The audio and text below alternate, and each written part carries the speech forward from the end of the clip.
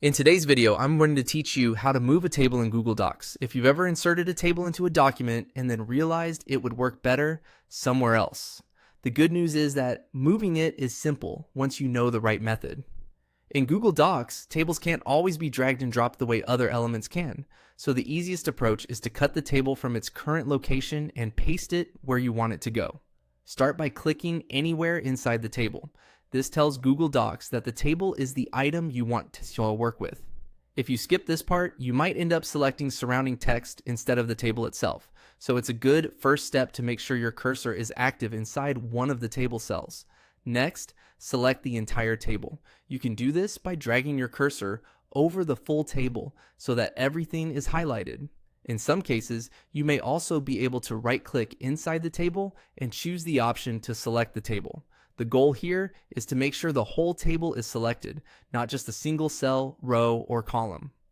Once the table is fully selected, cut it.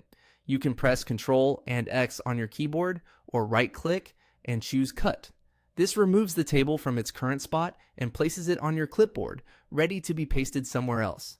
If you feel unsure at this stage, just remember that cutting doesn't delete the table permanently as long as you plan to paste it right away. After that, place your cursor exactly where you want the table to appear.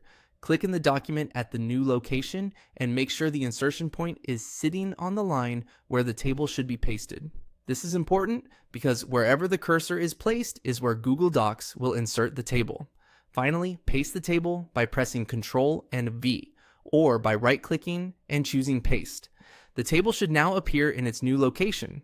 If the spacing around it looks slightly different, that usually just means that the surrounding paragraph formatting is affecting how it sits on the page. And that's all it takes to move a table in Google Docs. Click inside the table, select it, cut it, place your cursor in the new location, and paste it. Once you've done it once or twice, the process becomes very quick and easy.